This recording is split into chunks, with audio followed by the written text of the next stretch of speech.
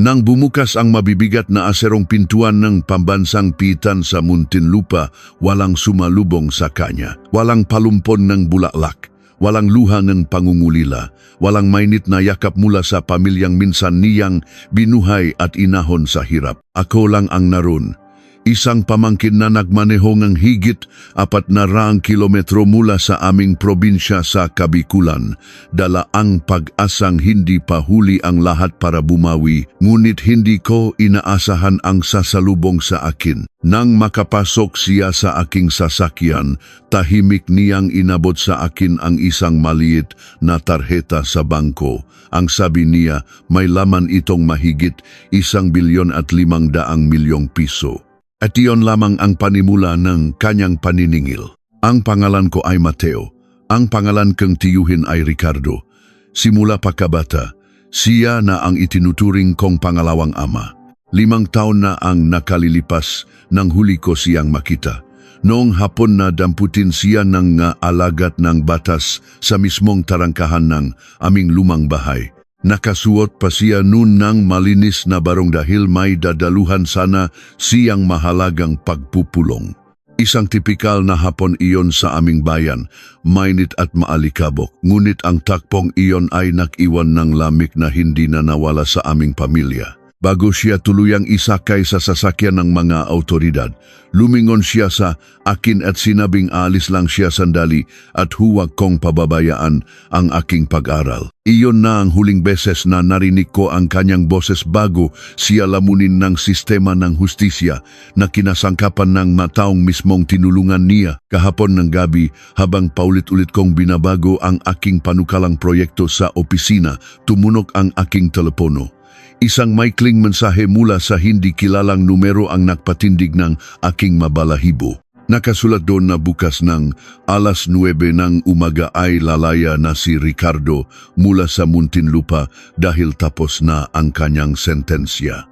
Matagal kong pinagmasdan ang maliwanag na iskrin ng aking telepono. Tio Ricardo. Ang taong ibinaon sa limot ng aming angkan. Kumuha akong ng larawan ng mensahe at ipinadala ito sa pangkatang ugnayan ng aming pamilya kung saan mahigit 50 kamag-anak ang kasapi. Nagtanong ako kung sino ang naisumama sa akin para sunduin siya. Lumipas ang 3 oras ngunit nanatiling bingi at pipi ang aming pamilya. Walang ni isang sumagot. Hanggang sa nagpadala ng mensahe ang aking panganay na tiyuhin, ang mismong kapatid ni Tio Ricardo. Napakalamig ng kanyang masalita. Sinabi niya na alam ko naman daw kung gaano kalaking kahihiyan ang idinulot ni Ricardo sa aming apelyido.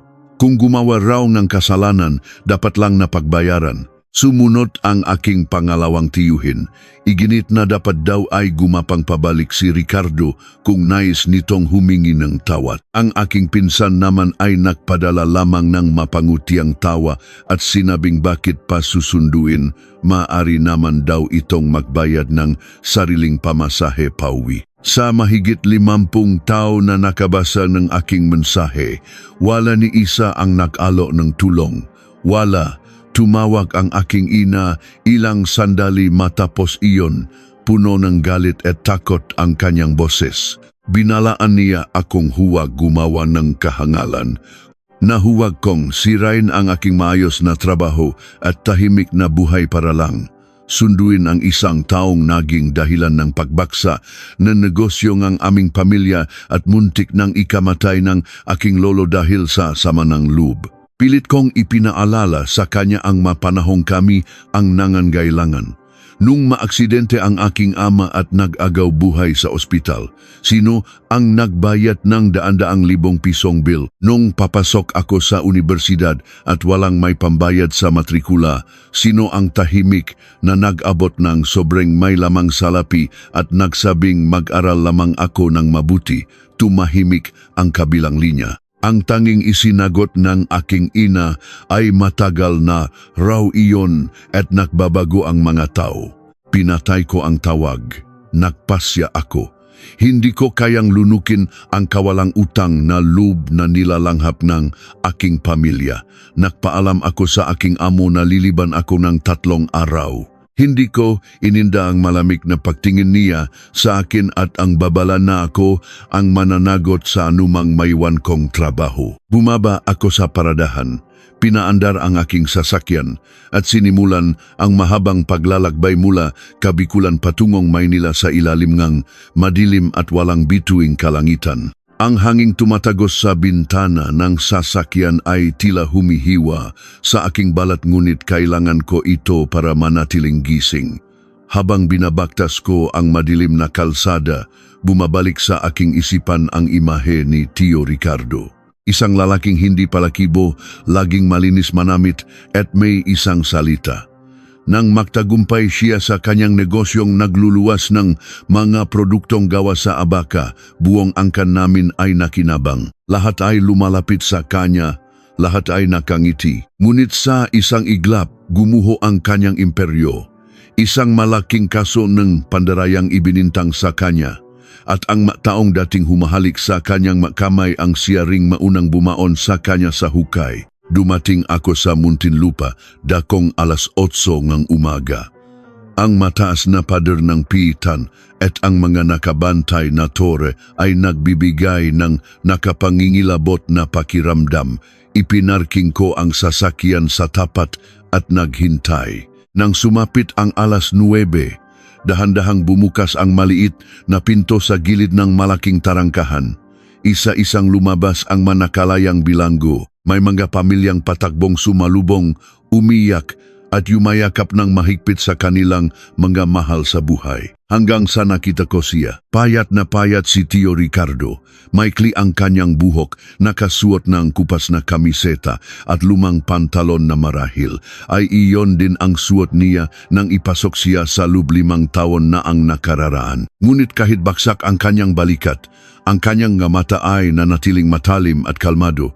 Inilibot niya ang kanyang paningin sa mataong naghihintay, nagbabaka sakali marahil na may makitang pamilyar na mukha. Nang magtama ang aming mga mata, nakita ko ang bahagyang pakabigla sa kanyang mukha. Lumabas ako ng sasakyan at naglakad palapit sa kanya, tinawag ko siyang Tio. Namula ang gilid ng kanyang mata ngunit mabilis niya itong pinigilan. Tinanong niya kung bakit ako naroon. Sinabi kong susunduin ko siya para umuwi. Wala na siyang ibang sinabi. Hinawakan niya lamang ng mahigpit ang aking balikat bago kami sumakay. Sa loob ng sasakyan, namayani ang mahabang katahimikan. Nang makalabas na kami sa siyudad at binabaktas na ang kalsada pabalik sa probinsya, basag at paos siyang naktanong kung walang ibang sumama mula sa bahay. Yumailing ako. Sinabi kong nagpadala ako ng mensahe ngunit walang sinuman ang nagnais na pumunta. Mapait siyang ngumiti. Sinabi niyang inaasahan na niya iyon. Pagkaraan ng ilang kilometro, dinukot niya ang isang lumang tarheta sa bangko mula sa bulsa ng kanyang kupas na pantalon at inilagay ito sa aking palad. Nang sabihin niyang may laman iyon na mahigit 1 bilyong piso, muntik ko nang may bangga ang sasakyan sa gilid ng kalsada. Nanginginig ang aking makamay na nakahawak sa manibela. Tinanong ko siya kung saan galing ang ganun kalaking halaga gayong alam ng buong pamilya na nabangkrap siya at nawalan ng lahat ng ari-arian. Mahinahon siyang nakatingin sa daan at sinabing hindi ibig sabihin na kapag nabangkrap ang isang tao ay wala na itong natitira. Ang perang iyon daw ay malinis, hindi ninakaw at hindi bunga ng panloloko. Iyon daw ay para sa akin dahil ako lamang ang nagpakita sa araw ng kanyang paglaya. Ngunit ang sumunod niyang sinabi ang nakpatindik ng aking balahibo. Ang salaping iyon daw ay simula pa lamang ng kanyang mga hakbang. Hindi ko lubos na maunawaan kung ano ang tumatakbo sa kanyang isipan. Sa loob ng 5 taon sa madilim na selda, ano kaya ang maplanong binuang taong ito na itinapon ng kanyang sariling pamilya? Huminto kami sa isang pahingahan para kumain. Bumili ako ng 2 lalagyan ng mainit na kanin at ulam. Napansin ko ang pamamaraan ng kanyang pagsubo, mabagal, maingat at walang ni isang butil ng kanin ang nahuhulog. Para bang sanay na sanay siyang maktipid sa bawat pagkaing nakahain sa kanya. Tinanong ko kung nahirapan ba siya sa loob. Tumingin siya sa akin at sinabing ang mahalaga ay buhay siya. Nang makarating kami sa aming bayan sa Kabikulan, palubok na ang araw. Hindi niya nais na pumunta sa malaking bahay ng aking lolo o sa mga kapatid niya. Ipinahatid niya ako sa isang lumang bahay sa dulong bayan na pag-aari niya bago pa man siya yumaman. 5 taon itong inabandona. Puno ng alikabok ang sahig. Amoy amag ang madingding at mataas na ang madamo sa bakuran. Nang buksan namin ang pinto, tumambat sa amin ang kadiliman. Tumayo siya sa gitna ng sala at huminga ng malalim. Kinagabihan, nakatanggap akong tawag mula sa aking ina. Pabulong niyang tinanong kung nasaan kami at kung ano ang sinasabi ng aking tiyuhin. Nang sabihin kong tahimik lamang si Tio Ricardo, nakarinig akong malalim na buntong hininga mula sa kabilang linya. Ipinagbilin ng aking ina na bukas ng umaga ay pinapatawag kami ng aking lolo sa malaking bahay. Nais daw makita ng lolo ang kanyang suwail na anak. Nang iparating ko ito kay Tio Ricardo, tumango lamang siya habang nililinis ang isang lumang upuang kahoy. Kinabukasan, bumungat sa amin ang pamilyar ngunit nakapapasong atmosfera ng malaking bahay ng aming angkan. Nakaupo ang aking lolo sa gitnang sala, hawak ang kanyang tungkot. Halatang mas tumanda siya sa nakalipas na 5 taon. Naroon din ang 2 kong tiyuhin at ang aking pinsang si Miguel. Walang ni isang tumayo upang batiin kami. Walang yakap, walang kamustahan. Tiningnan lamang ng lolo si Tio Ricardo mula ulo hanggang paa bago matigas na nagtanong kung ano ang balak nitong gawin ngayon. Tahimik na sumagot si Tio Ricardo na magsisimula siyang muli. Isang mapaklang tawa ang pinakawalan, aking panganay na tiyuhin. Nagtatanong kung sino pa kaya ang magtitiwala sa isang taong may sirang pangalan at galing sa piitan. Hindi natinag si Tio Ricardo. Tiningnan niya ang kanyang ama at mga kapatid nang may napakalamig na ekspresyon. Sinabi niyang hindi siya naparito para humingi ng tulong o mangutang ng salapi. Pumarito lamang daw siya para magbigay galang at para ipaalam na ang lahat ng utang niya sa pamilya ay nabayaran na niyang kanyang 5 taong pakakakulong. Wala na raw silang utang sa isa't isa. Namutla ang aking panganay na tiyuhin dahil sa sinabing iyon. Pinagalitan siya nito at sinabing napakayabang niya pa rin kahit kalalabas lamang niya sa kulungan. Bahagyang lumingon si Tio Ricardo sa kanyang kapatid at ipinaalala nito ang nasalitang binitawan ng tiyuhin ko 5 taon na ang nakararaan na siya raw ang kahihiyan ng pamilya. Hindi raw niya iyon nakakalimutan. Pagkatapos ay tumalikot na si Tio Ricardo at naglakad palabas. Pauwi, hindi matigil sa pagtunog ang aking telepono. Nakakagulo ang makamay anak namin sa pangkatang mensahe. Sinisisi ako kung bakit ko pa inuwi ang taong magdadala lamang ng gulo sa pamilya. Pinatay ko ang aking telepono. Nang gabing iyon, sa loob ng maalikabok na bahay, inilabas ni Tio Ricardo ang isang maliit at punit-punit na kwaderno mula sa kanyang bag. Dahan-dahan niya itong binuksan sa harapan ko. Ang mapahina ay puno nga pangalan, petsa at malalaking halaga ng salapi. Nakita ko roon ang mapangalan ng ilang kilalang negosyante sa aming probinsya, pati na rin ang mapangalan ng aking matiyuhin. Tumingin siya sa akin, ang kanyang nga mata ay tila naktatago ng isang napakalalim at madilim na lihim. Sinabi niya na sa loob ng 5 taon, naktala siyang lahat ng nga taong naktulak sa kanya sa bangin. At bukas na bukas din, sisimulan niya ang kanyang pagbisita sa unang pangalan na nasa listahan. Hindi ko inaasahan na ang pangalang ituturo ng kanyang nanginginig na daliri ay ang mismong taong lubos kong pinagkakatiwalaan sa labas ng aming pamilya. Paano magagawang singilin ni Tio Ricardo ang taong ito? Gayong batid kong malaki ang kinalaman ng taong ito sa buhay ko ngayon. Nakatitig ako sa lumang kwaderno, halos hindi makahinga. Ang liwanag mula sa nag-iisang pundidong bumbilya sa itaas namin ay tila patay-sindi, sumasabay sa mabilis at mabigat na pintik ng aking puso. Ang daliri ni Tio Ricardo ay nakadiin sa isang pangalan na pilit kong inuunawa kung bakit naroon. Ignacio Valderrama. Ginoong Ignacio, ang nakmamayari ng malaking kumpanya ng konstruksyon kung saan ako nagtatrabaho, ang taong nagbigay sa akin ng hanapbuhay noong mga panahong walang sinuman ang nais tumanggap sa akin dahil sa kasiraang bitbit ng aming apelyido. Siya ang nagbayad ng aking pagsusulit upang maging isang ganap na inhinyero. Siya ang itinuring kong pangalawang ama sa loob ng tanggapan, isang taong laging nakangiti at nagbibigay ng payo. Paano ang pangalan ng taong nagahon sa akin sa hirap ay nasa unahan ng listahan ng nga taong nagbaon kay Tio Ricardo. Tumingala ako kay Tio Ricardo. Ang kanyang mamata ay nanatiling tahimik, walang bakas ng galit, kundi isang malamig na katotohanan.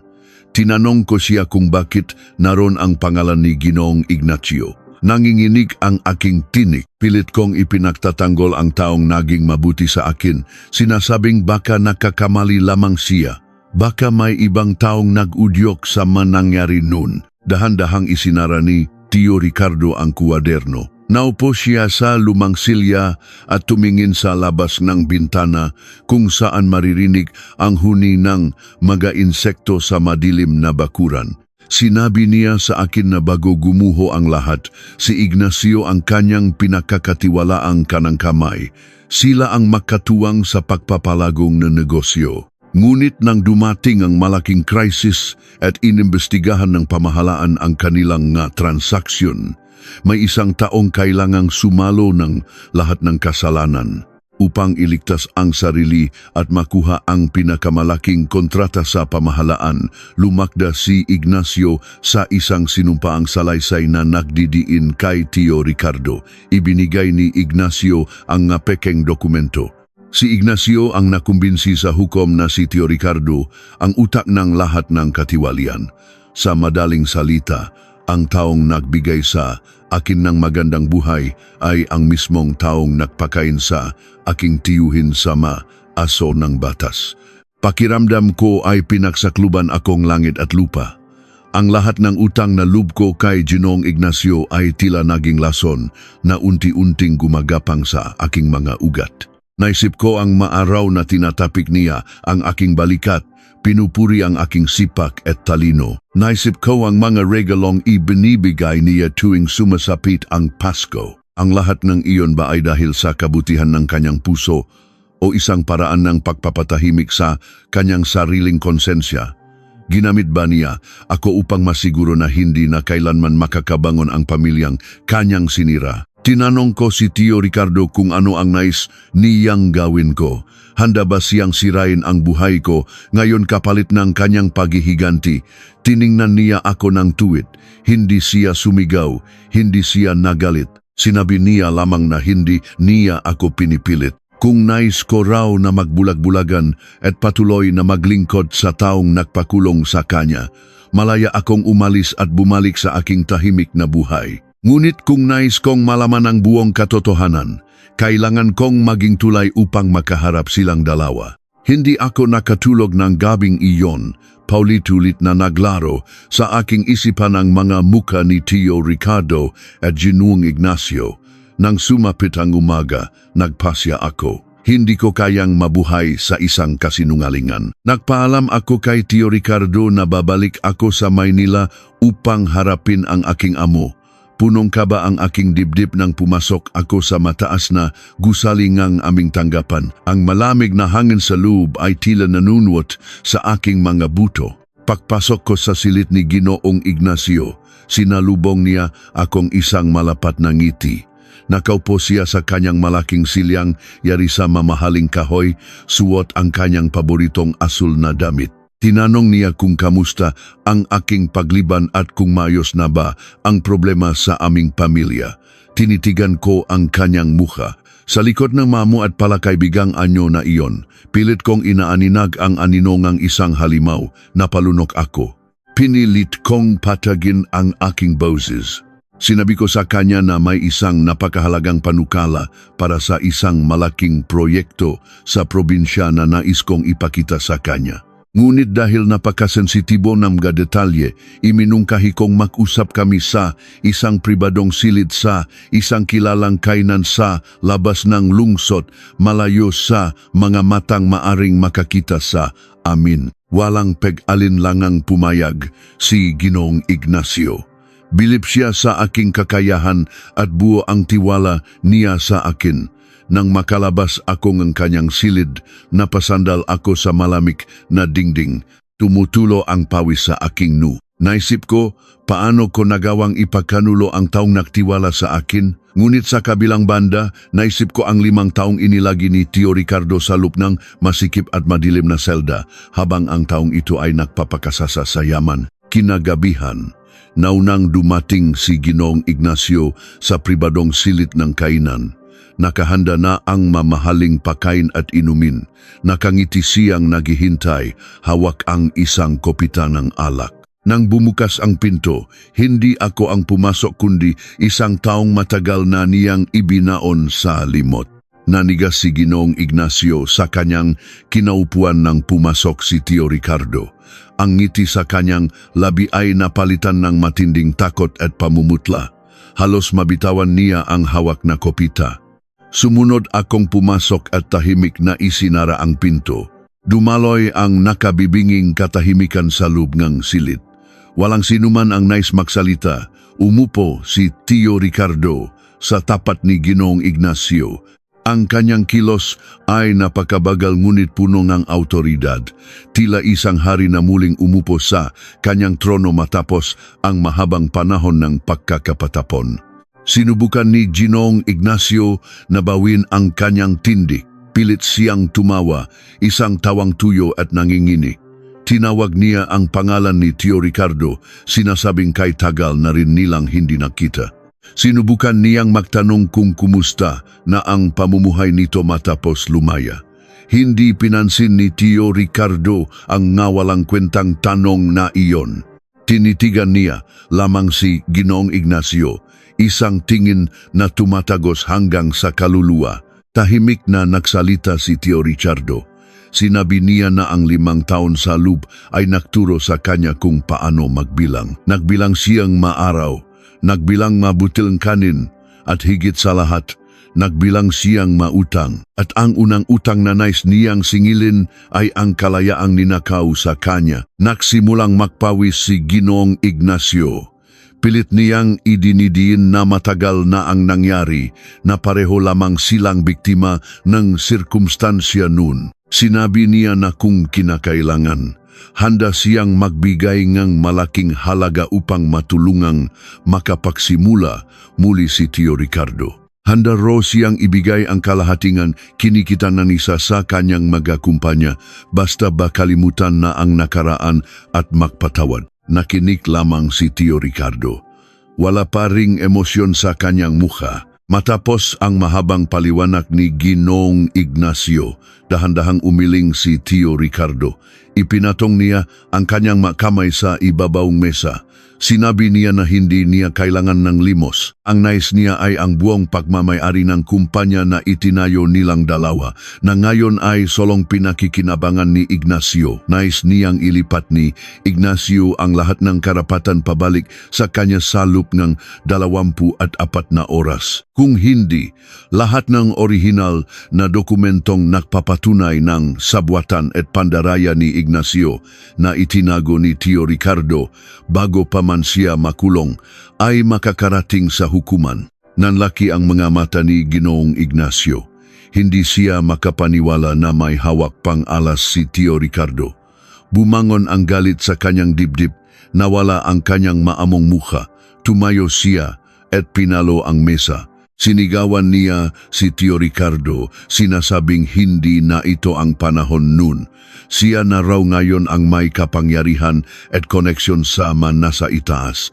Wala raw laban ang isang dating bilanggo sa kanya. Maaari raw niyang ipapatay si Tio Ricardo nang walang nakakaalam. Nagpatuloy ang pagtataas ng boses ni Ginoong Ignacio. Pagkatapos, dahan-dahan siyang lumingon sa akin.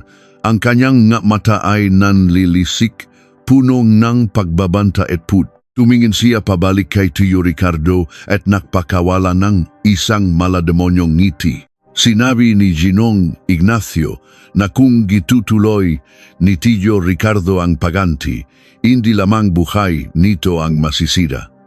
Lumingon si Ginong Ignacio sa akin at malamig na nagsalita. Sinabi niya sa akin nang walang kurap na hindi ba raw sinabi sa akin ng aking tiyuhin ang buong katotohanan tungkol sa pagkamatay ng aking ama. Hindi ba raw sinabi sa akin ni Tio Ricardo kung saan talaga galing ang perang ginamit para ipagamot ang aking ama? At kung sino talaga ang nasa likod ng aksidenteng iyon na sumira sa aming pamilya noon?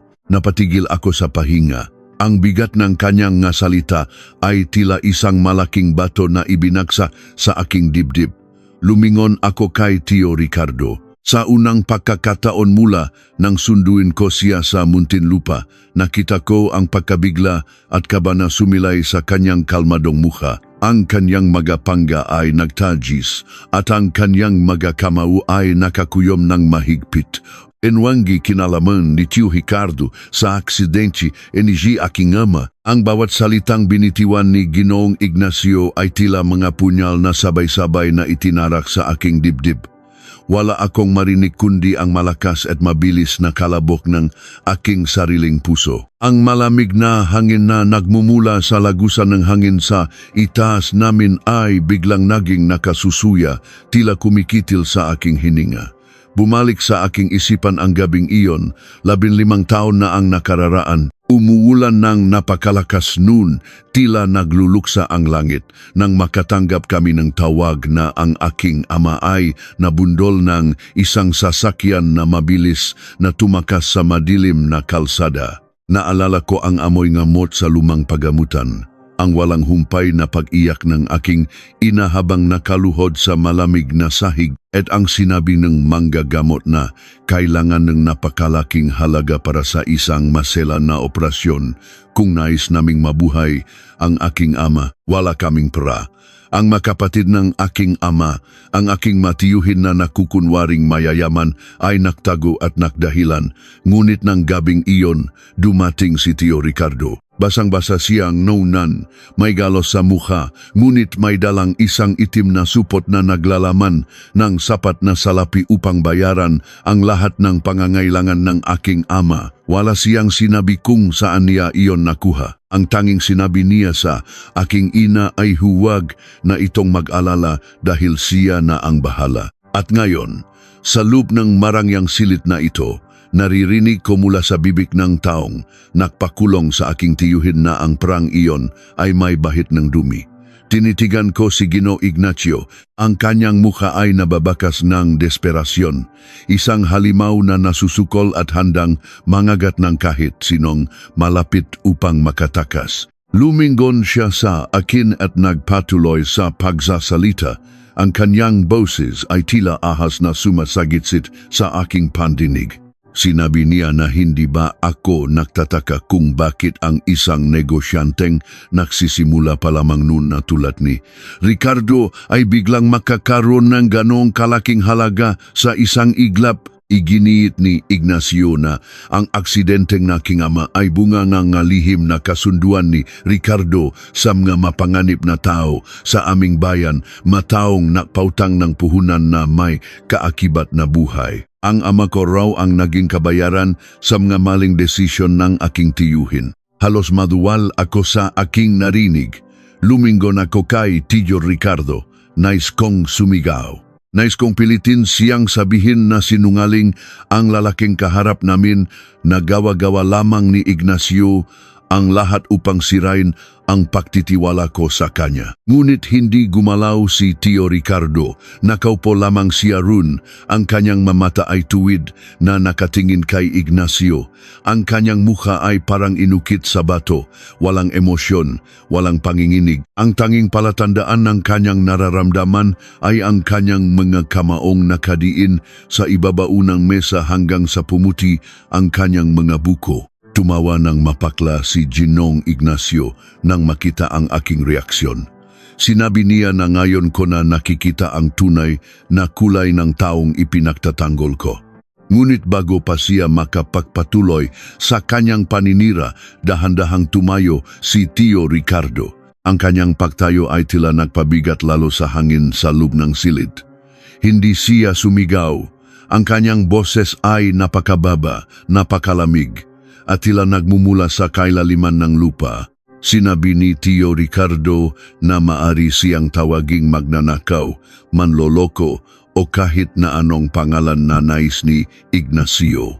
Ngunit binalaan niya itong huwag na huwag gagamitin ang pangalan ng kanyang kapatid upang paktakpan ang sarili nitong kasamaan. Dinukot ni Tio Ricardo mula sa lupngang kanyang kupas na damit ang isang lumang sobrang kulay kape na binalot sa manipis na plastik upang hindi masirang panahon. Dahan-dahan niyang ibinuhos ang nilalaman nito sa ibabaw ng mesa. Nahulog ang ilang lumang litrato at isang malinaw na kopya ng orihinal na ulat ng kapulisan na hindi kailanman nakarating sa hukuman. Sa mga litrato, makikita ang isang malaking sasakyan na may matinding yupi sa unahan. Ang plaka nito ay kitang-kita. Iyon ang sasakyan na ginagamit ni Ignacio 15 taon na ang nakararaan. Makikita rin doon ang isang kasulatan na nagpapatunay na noong gabing maaksidente ang aking ama, si Ignacio ay lasing na nagmamaneho galing sa isang pagdiriwang. Nagsimulang manginig ang buong katawan ni Ginoong Ignacio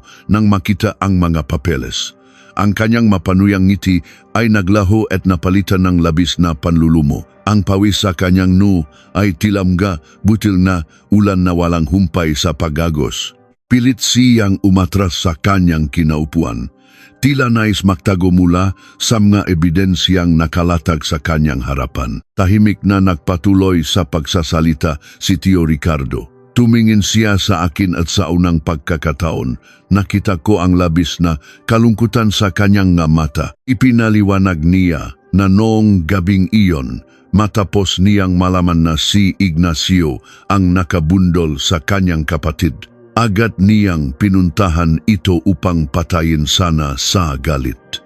Ngunit nagmakaawa si Ignacio. Inalok ni Ignacio ang lahat ng salaping kailangan upang mabuhay ang aking ama kapalit ng paglilinis ni Ricardo sa kanyang pangalan. Kung hindi raw tatanggapin ni Ricardo ang kasunduan, hahayaan nitong mamatay ang aking ama dahil wala kaming ibang mahihingian ng tulong para sa buhay ng kanyang kapatid.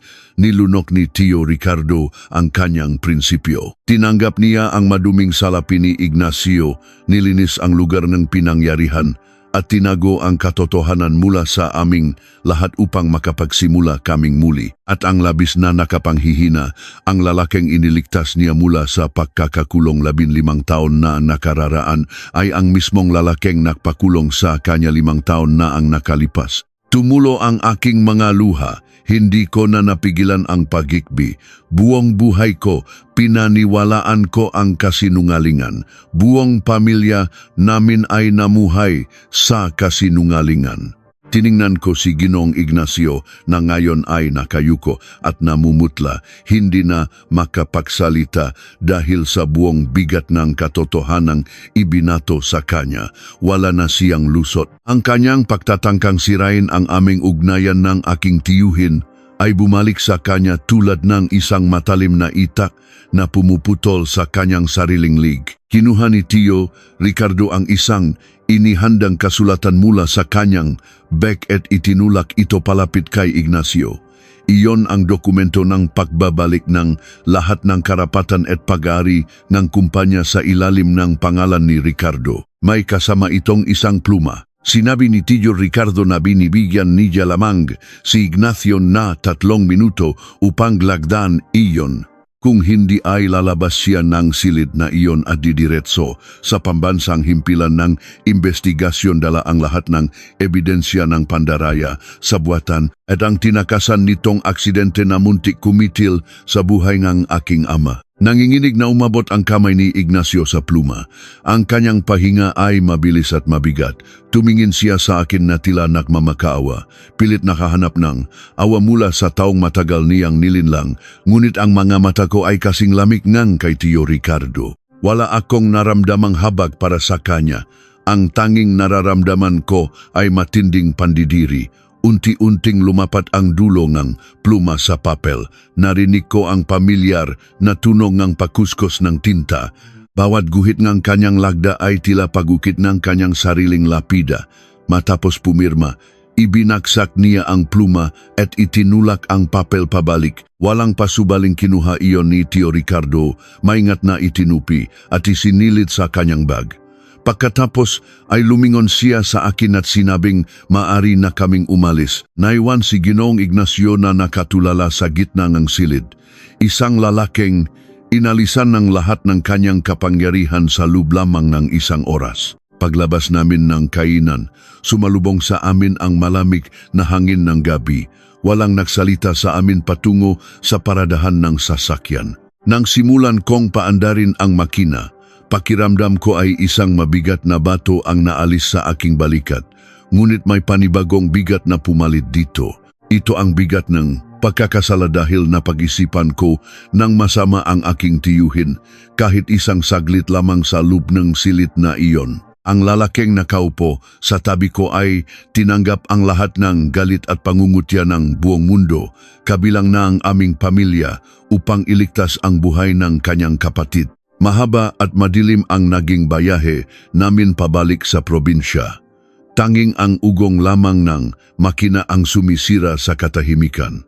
Nang makarating kami sa lumang bahay sa Kabikulan, halos madaling araw na. Nakakapagod ang biyahe. Ngunit walang sinumang sa aming nais matulog. Nagitimpla ako ni mainit na kape at ginala iyong sa sala kung saan nakaupo si Tio Ricardo sa paborito niyang lumang silya sa gilid ni bintana. Inabot niya ang tasa at nagpasalamat ng mahina. Tinitigan ko siya ng matagal bago ako nakaroon ng lakas ng loob na magsalita. Humingi ako ng tawad. Sinabi ko na patawarin niya ako dahil pinakinggan ko kahit saglit ang lason ni Ignacio. Sinabi ko ring hindi ko lubos maisip kung paano niya nakayang dalhin ang ganong kabigat na sikreto ng mag-isa sa loob ng 15 taon na hinayaan niyang kamuhian siya ng aking ina at lolo nang walang anumang pagtatanggol sa sarili. Humigop siya ng mainit na kape bago sumagot. Sinabi niya na ang katotohanan ay may sariling bigat. Kung sinabi raw niya sa pamilya na ang perang bumuhay sa aking ama ay galing sa taong nakabundol sa kanya, hindi iyon matatanggap ng aking lolo. Baka mamatay ang lolo sa atake sa puso at baka mabuhay sa habang buhay na put ang aking ina. Pinili niyang siya na lamang ang magdala ng bigat upang ang pamilya ay makapagpatuloy sa buhay ng may kapayapaan. Napaluha ako sa kanyang kabutihan. Ngunit may isang tanong na patuloy na bumabagabag sa aking isipan. Tinanong ko siya kung tapos na ba ang lahat. Kung ngayong nakuha na niya ang kanyang kumpanya ay maari na ba siyang mamuhay ng tahimik. Dahan-dahang inilapak ni Tio Ricardo ang tasa sa maliit na mesa. Tumingin siya sa kadiliman sa labas ng bintana. Ang kanyang mukha ay naging seryoso. Tila may mas malaking anino na bumabalot sa kanyang pagkatao. Sinabi niya na mali ang iniisip ko na si Ignacio lamang ang nag-isang may pakana ng lahat. Si Ignacio ang nakmamaneho ng sasakyan na nakabundol sa aking ama at si Ignacio ang nagdin sa kanya sa kulungan 5 taon na ang nakararaan. Ngunit may isang malaking katanungan na hindi nabigyan ng kasagutan. Paano nalaman ni Ignacio kung saan eksaktong dadaan ang aking ama nung madilim at maulang gabing iyon, gayong palihim ang naging lakat ng aking ama upang kumuha ng mahahalagang titulo ng lupa ng aming maninuno? Tumingin si Tio Ricardo ng tuwid sa aking mga mata. Ang kanyang sumunod na sinabi ay tila yelong nagpatigas sa aking buong pagkatao. Sinabi niya na ang aksidente ng aking ama ay hindi nakataon lamang. Sinadya iyon dahil may isang taong nagnais na mawala ang aking ama upang hindi nito makuha ang mga titulong lupa. At ang taong nagbigay ng impormasyon kay Ignacio, ang taong nagbenta sa buhay nga aking ama 15 taon na ang nakararaan, ay walang iba kundi isang kadugo na kasama namin sa isang bubong. Sino sa loob ng aming pamilya ang naktaksil at nakplano ng kamatayan ng aking ama. Nanlamig ang buong katawan ko sa narinig. Ang natirang mainit na kape sa aking lalamunan ay tila naging bato na bumara sa aking paghinga. Tinitigan ko si Tio Ricardo. Umaasang babawiin niya ang kanyang sinabi. Umaasang binibiro niya lamang ako dahil sa tindingang pagod at kawalan ng tulog. Ngunit ang kanyang nga mata ay nanatiling seryoso, nakapako sa madilim na kalsada sa labas ng bintana. Isang kadugo. Isang taong kumakain sa isang hapag kasama namin, nakangiti sa aming nga pagtitipon at nakipagluksa sa aming pamilya noong gabing nagagaw buhay ang aking ama sa pagamutan. Tinanong ko siya, halos pabulong dahil tila nawalan akong boses sa labis na panginginig ng aking kalamnan. Sino sa kanila ang gumawa nito? Sino ang nagtaksil sa aking ama? Hindi agad sumagot si Tio Ricardo. Dahan-dahan siyang tumayo mula sa lumang silya, naglakad patungo sa bintana, at pinagmasdan ang pagampas ng malamig na hangin sa mapunong ng mangga sa aming madilim na bakuran. Sinabi niya na bago niya ibunyag ang pangalan, kailangan ko muna maintindihan kung bakit nangyari ang lahat ng iyon 15 taon na ang nakararaan. Ang aming pamilya ay hindi kasing yaman ng inaakala ng marami. Ang malaking bahay, ang magagarang sasakyan, at ang kinang ng aming apelyido ay pawang nakasandig sa mga patong-patong na utang sa bangko. Ang tanging tunay na yaman na naiwan sa amin ay ang malawak na lupain ng aming maninuno sa paanan ng bundok, malupaing akala ng lahat ay walang halaga dahil mabato at hindi mataniman ng maayos. Ngunit may isang lihim na proyekto ang pamahalaan nun. Isang malaking daanan ang nakatakdang itayo na tatagos mismo sa gitna ng aming lupain. Sinumang magmamay-ari ng mga orihinal na titulo ay makakatanggap ng bilyon-bilyong piso mula sa kumpanya na gagawa ng infrastruktura. At ang kumpanyang nakakuha ng malaking kontrata ay walang iba kundi ang kumpanya ni Ignacio na nooy nagsisimula pa lamang at uhaw na uhaw sa kapangyarihan at salapi. Ayon kay Tio Ricardo, ang aking ama ang tanging nakakaalam ng tunay na halaga ng lupa dahil siya ang nag-aasikaso ng lihim na papeles sa munisipyo. Bilang isang taong may malinis na budi, nais ng aking ama na ipamahagi ng pantay-pantay ang lupa sa aming lahat upang ang bawat pamilya sa aming angkan ay makaahon sa hirap at makapagsimula ng maayos. Ngunit may isang tao sa loob ng malaking bahay ang hindi ninais ang ganoong patas na pamamahagi. Nais ng taong ito na solohin ang bilyon-bilyong piso. At upang magawa iyon, lihim na nakipagsabuatan ang taong ito kay Ignacio.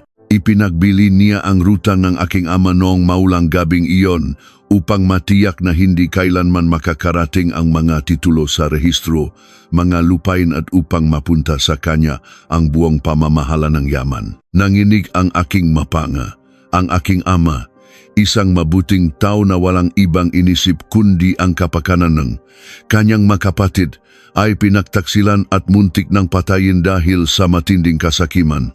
Pilit kong inisa-isa mga mukha sa malaking bahay. Ang aking panganay na tiyuhin, si Tio Arturo, na palaging uhaw sa pagkilala at mahilig magmalaki, o ang pangalawang tiyuhin, si Tio Hernando, na tahimik ngunit baon sa utang sa sugal noong mga panahong iyon. O marahil ang aking pinsan na si Miguel, bagaman napakabata pa niya noon para magplano ng ganito kadilim at kasama na hakbang. Muling humarap sa akin si Tio Ricardo. Sinabi niya na hindi niya ibibigay ang pangalan ngayon gabi.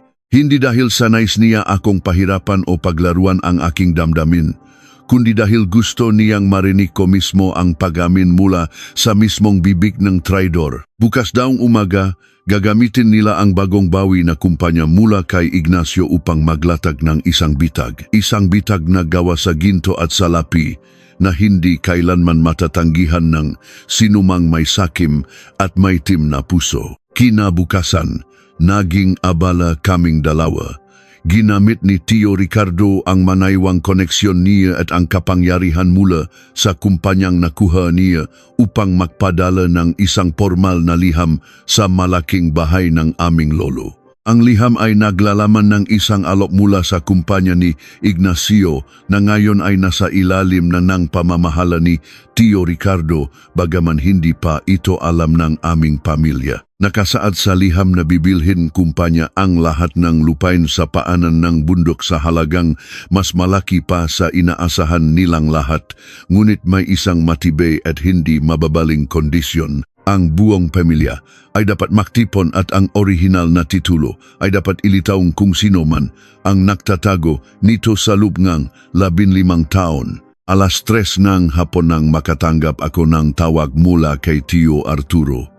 Ang kanyang boses ay tila nanginginig sa labis na tuwa, pag-asa at pagmamadali. Inutusan niya akong pumunta agad sa malaking bahay at isama ko raw si Ricardo. Nakalimutan na niya ang kanyang nga mapang-insultong salita kahapon. Nabura na ang kanyang pakasuklam at pandidiri sa aking tiyuhin, lahat dahil sa matapang na amoy ng bilyon-bilyong salapi. Sumang-ayon ako at mahinahong ibinaba ang tawag. Tiningnan ko si Tio Ricardo na kalmadong inaayos ang pagkakabutones ng kanyang malinis na barong. Handa na siya para sa pinakamahalagang paghaharap ng kanyang buhay. Nang dumating kami sa malaking bahay, halos hindi makamayaw ang buong pamilya. Naroon ang aking lolo, nakaupo sa kabisera ng mahabang hapagkainan, hawak ang kanyang tungkot na yari sa matigas na kahoy. Naroon si Tio Arturo na hindi mapakali sa paglalakad pabalik-balik sa sala, panay ang kumpas ng mga kamay. Naroon si Tio Hernando na pawis habang panay ang pag-inom ng tubig mula sa baso. Naroon din ang aking ina, naguguluhan at tila may malalim na pangamba sa kanyang nanginginig na mata. Nang makita nila si Tio Ricardo na pumasok sa pintuan, biglang nagbago ang ihip ng hangin. Lumapit si Tio Arturo at pilit na yumakap kay Tio Ricardo, isang plastik na yakap, sinasabing mabuti at dumating sila dahil may napakalaking biyaya na dumating sa pamilya. Ipinakita niya ang formal na liham mula sa kumpanya.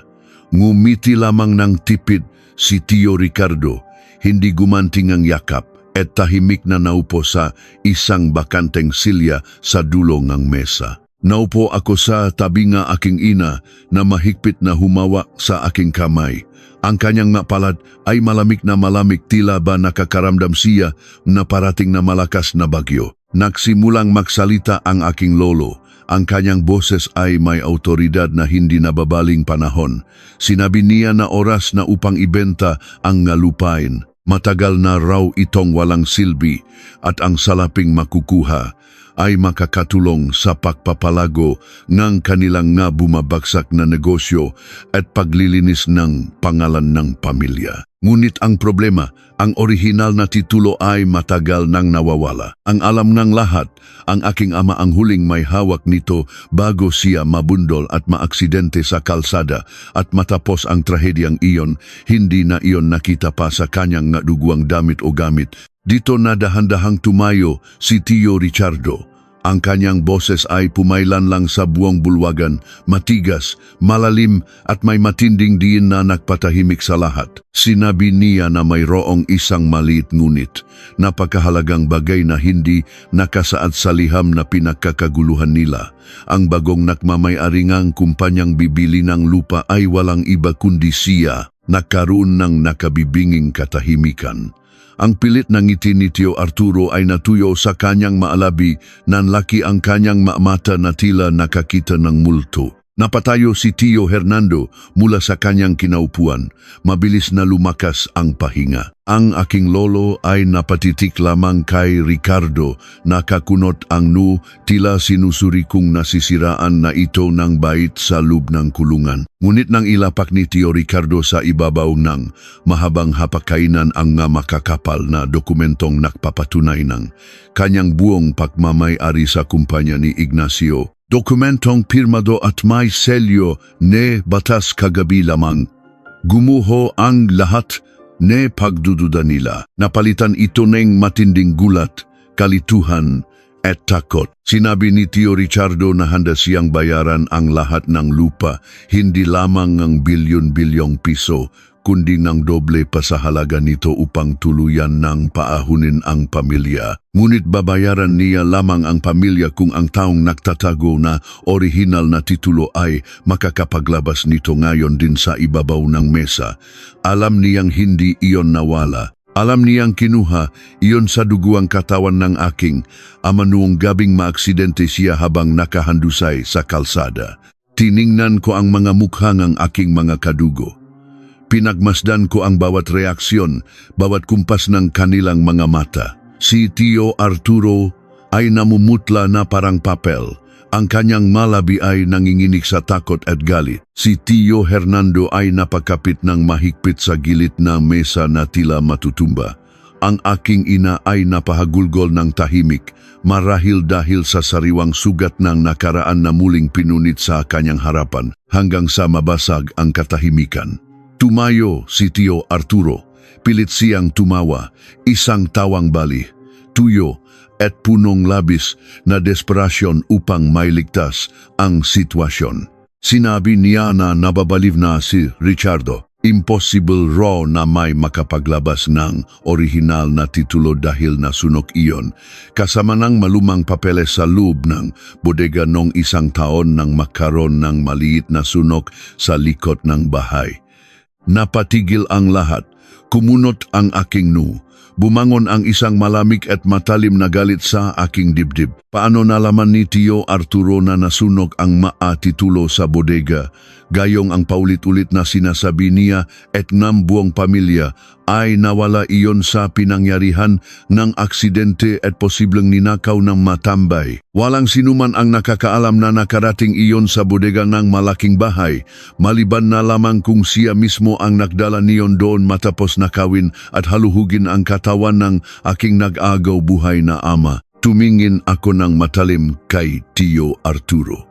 Ang aking mga kamao ay nakakuyom ng napakahigpit hanggang sa bumaon ang aking mga kuko sa aking palat. Tinanong ko siya ng tuwiran kung paano napunta sa loob ng bodega ang papeles ng aking ama gayong wala naman ito sa pagamutan at wala sa pulisya. Namula si Tio Arturo, nabulol at hindi agad nakasagot. Umatras siya ng ilang hakbang, pilit na umiiwas sa matatalim na tingin ko at sa malamig na pagtitik ni Tio Ricardo. Nang mapagtanto niyang nahulog siya sa sarili niyang salita at nabisto ang kanyang malaking kasinungalingan, nagsimula siyang umiyak. Lumuhod siya sa malamig na sahig na gawa sa marmol at nagsimulang magmakaawa. Sinasabing nagawa niya lamang iyon dahil baon na siya sa utang at pinagbabantaan ang kanyang buhay ng mga nakpapautang. Ngunit ang kanyang pagmamakaawa ay mabilis na napalitan ng isang mapait at mapanirang sumbat. Tumingala siya. Ang kanyang mukha ay basang-basa ng luha at pawis. Hindi siya nakatingin sa akin, hindi rin kay Tio Ricardo, kundi sa taong tahimik na nakaupo sa kabisera ng hapagkainan. Itinuro ni Tio Arturo ang kanyang nanginginig na daliri sa aking lolo. Sinabi niya na hindi niya magagawa ang lahat ng iyon ng mag-isa. Hindi raw siya ang nag-utos kay Ignacio na sagasaan ang aking ama dahil wala siyang ganoong koneksyon. Siya raw ay inutusan lamang na mag-abang sa kalsada at kunin ang titulo matapos ang ginawang pag-araro ng sasakyan. Sumigaw si Tio Arturo, lumuluha at dumudugo ang lalamunan sa pagamin na ang taong nakplano ng pananambang sa aking ama 15 taon na ang nakararaan, ang taong nagbenta sa sarili nitong dugo at laman para masolo ang bilyon-bilyong piso at hindi may pamigay sa ibang kamag-anak, ay ang ama ng tahanang ito. Lahat kami ay dahan-dahang lumingon sa aking lolo, ang lalaking tinitingala namin, ang pinuno ng aming angkan na laging nangangaral tungkol sa dangal at pagkakaisa ng pamilya.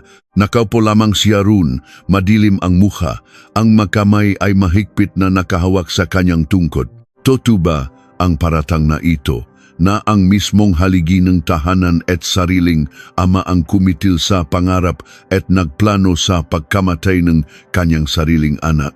Tila tumigil ang pagikot, energy mundo sa loob, energy malaking buwagan.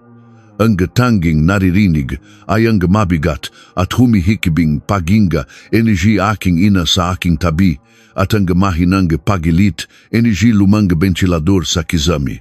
Ang lahat ng mata ay nakapako sa aking lolo. Hinintay ko siyang sumiga. Hinintay ko siyang itanggi ang nakapangingilabot na paratang ni Tio Arturo na sabihin nitong nasisiraan na ng bait ang kanyang panganay na anak dahil sa takot, ngunit nanatiling nakasara ang kanyang ngalabi. Ang kanyang mukha ay hindi kakikitaan ng gulat o pagkabigla. Sa halip, isang madilim at kalmadong anino ang bumalot sa kanyang matatandang mata. Dahan-dahan, niyang inangat ang kanyang tungkot na yari sa matigas na kamagong at malakas na inihampas ito sa marmol na sahig. Umalingaw-ngaw ang tunok na tila isang putok ng baril. Tumingin siya kay Tio Arturo na nakaluhod pa rin at nanginginig. Isang salita lamang ang lumabas sa bibig ng aking lolo. Duwag, walang pagkakaila, walang pagsisisi. Sa isang malamig na salitang iyon, inamin ng mismong haligi ng aming tahanan na siya ang utak sa likod ng pagtatangkang pagpatay sa kanyang sariling anak. Isang nakakabinging tili ang kumawala sa lalamunan ng aking ina. Ito ay tili ng isang pusong nadurog ng pinong-pino, ng isang kaluluwang nalinlang sa loob ng 15 taon. Napatayo siya mula sa kanyang upuan at tila nawalan ng sariling pag-isip na sumugot patungo sa kinaroroonan ng aking lolo. Hinawakan ko siya ng mahigpit sa kanyang baywang upang pigilan, ngunit napakalakas ng kanyang pakpupumiglas dala ng matinding galit at hinakpis. Umiyak siyang nagtatanong kung paano nito nagawa iyon, kung anong uri ng demonyo ang sumapi rito upang ipapatay ang sarili nitong dugo at laman dahil lamang sa kapirasong lupa at salapi. Isinumbat ng aking ina ang lahat ng taon na nagsilbi siya sa malaking bahay na ito. Ang nga araw na pinagsilbihan niya, ang nga taong may bahit ng dugo ng kanyang asawa, hindi natinag ang aking lolo sa mga hagulgol ng aking ina. Tumingin siya sa aming lahat. Ang kanyang baba ay nakataas, puno ng huwat na dangal. Sinabi niya sa isang boses na hindi nanginginig na ang aking ama ay mahina, na kung hinayaan daw niyang hawakan ng aking ama ang matitulo, ipapamigay lamang daw iyon sa mamagsasaka o hahatiin sa makamag-anak na walang silbi. Ang aming pamilya raw ay nangangailangan ng matibay na pundasyon upang manatili sa itaas ng lipunan. Ang pangalan ng aming angkan ay nangangailangan ng yaman upang igalang ng buong probinsya. Sinabi niya na sa bawat malaking pamilya, mayroong dapat isakripisyo upang mabuhay ang nakararami. Ginawa niya lamang daw ang nararapat bilang pinuno nga angkan.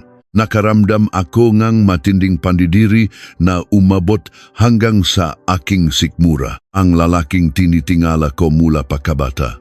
Ang lalaking nakturo sa aking magasalitang karangalan at pamilya ay isang mamamatay tao na nagtatago sa likod ng magagarang damit at malaking bahay. Tiningnan ko si Tio Arturo na nakayuko at walang imik, at si Tio Hernando na nakaiwas ng tingin. Pare-pareho silang mahalimaw. Pare-pareho silang nakinabang sa dugo ng aking ama. Tahimik na tumayo si Tio Ricardo mula sa dulong ng mesa. Ang kanyang nga hakbang ay banayad ngunit nagdadala ng matinding bigat. Lumapit siya sa kabisera kung saan nakaupo ang kanyang ama. Walang galit sa kanyang mamata, kundi isang napakalalim na kalungkutan at awa. Tinanong niya ang aking lolo kung nakatulog ba ito ng maayos sa nakalipas na 15 taon. Habang alam nitong ang perang ipinampatayo ng magabagong haligi ng bahay na ito ay galing sa paghihingalo ng sarili nitong anak. Hindi sumagot ang aking lolo. Sa halip, inunat nito ang kanyang nanginginik na kamay. Inutusan nito si Tio Ricardo na ilabas ang salapi.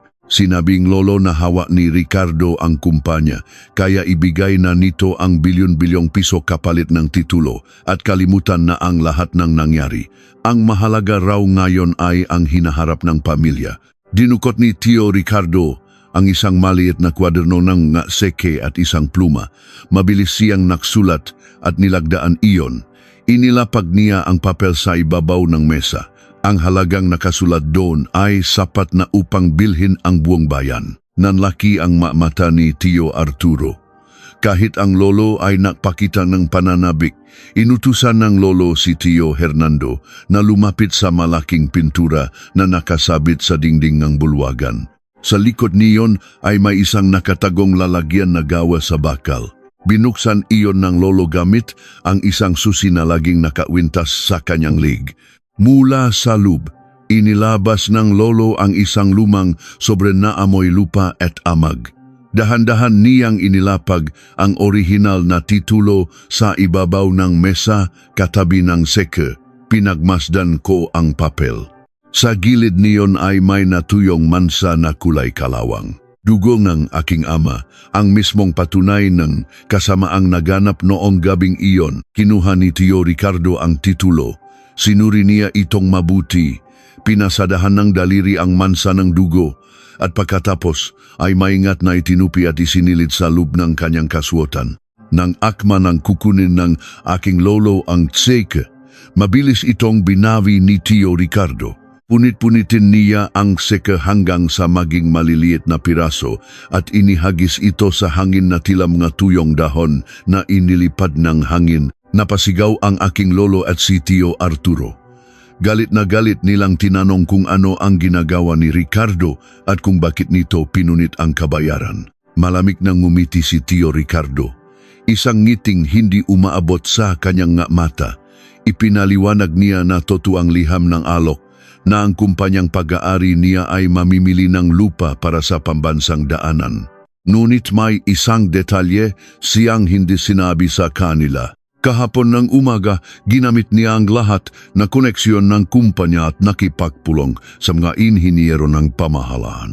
Iniharap niya ang isang masusing pag-aaral na nagpapatunay na ang lupa sa paanan ng aming bundok ay hindi matibay at mapanganib pagtayuan ng malaking infrastruktura. Dahil siya ang may kontrol sa proyekto, opisyal niyang inilipat ang ruta N daanan may 50 kilometro ang layo mula sa lupain ng aming pamilya. Bumaksak sa kanilang mga upuan ang aking lolo at mga tiyuhin. Hindi sila makapaniwala sa narinig. Ipinagpatuloy ni Tio Ricardo ang kanyang pagsasalita. Sinabi niya na ang orihinal na titulong nakuha niya ay walang iba kundi isang piraso ng papel na nagmamay-ari ng nga bato at matataas na damo. Wala na itong halaga.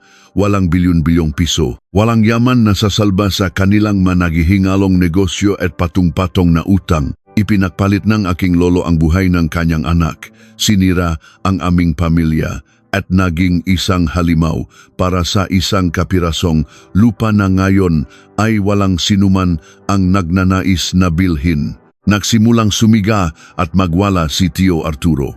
Sinubukan niyang sugurin si Tio Ricardo upang saktan, ngunit mabilis akong humarang at tinulak siya ng malakas hanggang sa bumaksak siya sa sahig.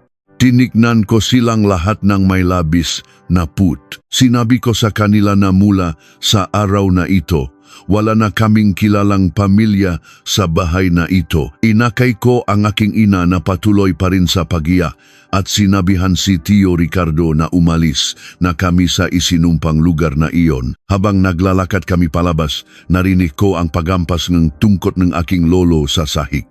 Isinigaw niya na hindi pa kami tapos, na hindi niya hahayaang sirain ni Ricardo ang pamilya ng ganun-ganun lamang. Hindi namin siya nilingon. Nang makalabas kami sa bakuran at makasakay sa sasakyan, pakiramdam ko ay nakatakas kami mula sa isang nasusunok na libingan. Dinala ko ang aking ina sa aming bahay at pinainom ng pampakalma. Nakatulog siyang mahigpit ang hawak sa isang lumang larawan ng aking ama. Sa kabilang silid, tahimik na nakaupo si Tio Ricardo, hawak ang orihinal na titulo. Walang bakas ng tagumpay sa kanyang mukha, kundi isang malalim na kapayapaan na may halong pait. Akala ko ay tapos na ang lahat. Akala ko ay sapat na ang parusa ng pagkaubos ng kanilang yaman at pagguho ng kanilang kasakiman. Ngunit naging masyado akong kampante sa kalupitan ng mataong nasusukol. 3:00 ng madaling araw, nagising ako sa malalakas na kalampag sa aming pintuan. Mabilis na nagilawan ang asul at pulang ilaw na nakmumula sa labas, tumatagos sa aming mga bintana. Nang buksan ko ang pinto, tumambat sa akin ang 5 armadong alagad ng batas. May dalang isang opisyal na kasulatan mula sa hukuman. Hinihingi nila si Ricardo. Ayon sa opisyal, nakatanggap sila ng formal na reklamo mula sa pinuno ng aming angkan at sa mga kapatid nito. Inakusahan nila si Tio Ricardo ng matinding pananakot, pangingikil at pananakit. Ginamit ng aking lolo ang kanyang mga natitirang koneksyon sa politika upang baliktarin ang kwento at palabasin na si Ricardo ang umatake sa kanila upang sapilitang agawin ang titulo ng lupa. Dahil sa kanyang nakaraang rekord sa bilangguan, madali siyang naging kahinahinala sa matang batas. Lumabas si Tio Ricardo mula sa kanyang silid, nakasuot ng maayos na damit. Hindi siya nagulat. Wala siyang kaba sa dibdib. Kalmado niyang inilabas ang kanyang magakamay upang hayaang isuot sa kanya ang malamig na posas. Patakbo akong lumapit, nagmamakaawa sa mga pulis na nakakamali sila at nabiktima lamang ang aking tiyuhin. Bago siya tuluyang isakay sa sasakyan ng nga autoridad, lumingon sa akin si Tio Ricardo. Isang malungkot na ngiti ang sumilay sa kanyang nga labi. Sinabi niya na ang maduwag ay laging gagamit ng dahas kapag nawalan na silang katwiran. Ipinagbilin niya na huwag kong pababayaan ang aking ina at anumang mangyari. Huwag na huwag akong pupunta sa himpilan upang makialam. Habang papalayo ang sasakyan ng pulis sa gitna ng kadiliman, nakatayo ako sa malamig na kalsada, punong galit at pagkalito. Paano ko hahayang mabulok muli sa kulungan ang taong isinakripisyo ang lahat para sa amin, lalo na ngayon at alam ko na ang buong katotohanan na handang gumawa ng kahit anong kasamaan ang sarili kong kadugo, mapigilan lamang siya. Nakatayo lamang ako sa gitna ng malamig at madilim na kalsada, nakatitik sa kawalan kung saan lumiko at tuluyang naglaho ang sasakyan ng mga autoridad na nagdala kay Tio Ricardo. Walang luha na pumatak mula sa aking mga mata, ngunit ang aking dibdib ay tila binibiyak sa gitna. Ang pakiramdam ng labis na kawalang lakas ay parang isang mabigat na kadena na pumulupot sa aking lig. Nakita ko kung paano isakripisyo ng isang tao ang kanyang sariling kalayaan upang protektahan ang mataong mismong naktapon sa kanya sa basurahan. At ngayon, uulitin na naman ng kasaysayan ang sarili nito. Hahayaan na naman ng aming angkan na mabulok ang tanging taong may natitirang kabutihan sa puso, habang ang mga tunay na halimaw ay natutulok ng mahimbing sa kanilang malalambot na kama. Pumasok ako sa loob ng aming bahay, tahimik at madilim. Tanging ang mahinang pagikbing ng aking ina mula sa kanyang silid ang pumabasag sa nakabibinging katahimikan ng madaling araw. Humiga ako sa aking kama ngunit hindi dinalaw ng antok. Naglaro sa aking isipan ang huling bilin ni Tio Ricardo. Huwak na huwak akong pupunta sa himpilan upang makialam. Bakit niya iyon sinabi? Dahil ba alam niyang mapanganib ang kalaban o dahil mayroon siyang nakahandang plano na hindi ko pa nakikita? Nang sumikat ang unang sinag ng araw, nakpasya ako. Hindi ako maring maging isang duwag na manunod lamang habang kinakatay ang aking tiyuhin. Hindi ako katulad ng aking lolo o ng aking mga tiyuhin. Kung kinakailangan kong suwayin ang utos ni Tio Ricardo upang iligtas siya, gagawin ko. Tumayo ako at nagtungo sa kanyang silid. Napakalinis niyon. Tila hindi inukupang ang isang tao. Ngunit sa ibabaw ng kanyang unan, nakita ko ang maliit at punit-punit na kuwaderno na palagi niyang dala. Binuksan ko iyon. Sa pinakahuling pahina, may isang pangalan at direksyon na idiniin ng napakalakas gamit ang pluma. Hindi ko kilala ang pangalan, ngunit ang direksyon ay tumutukoy sa isang lumang bahay sa kalapit bayan. Bago pa man ako makapagbihis upang puntahan ang lugar na iyon, nakarinig ako ng tatlong mahihinang katok sa aming pintuan. Nang buksan ko ito, tumambat sa akin ang isang babaeng nasa 40 anyos, balot ng makapal na balabal ang ulo at mahigpit na nakahawak sa kamay ng isang batang lalaki na nasa 7 taong gulang. Nanginginig ang babae, namumutla ang kanyang labi at ang kanyang mata ay puno ng matinding takot at puyat. Tinanong ko siya kung sino siya at kung ano ang kailangan niya. Dahan-dahan niyang inalis ang balabal sa kanyang ulo. Sinabi niya sa isang basag at nanginginig na boses na ang pangalan niya ay Elena. Siya ang dating asawa ni Tio Ricardo at ang batang hawa niya ay ang nag-iisang anak ng aking tiyuhin. Nanlaki ang aking mga mata. Pinapasok ko sila agad at isinara ng mahigpit ang pinto. Pinaupo ko sila sa sala at binigyan ng mainit na tubig. Nang mahimasmasan ng kaunti, nagsimulang magkwento si Elena.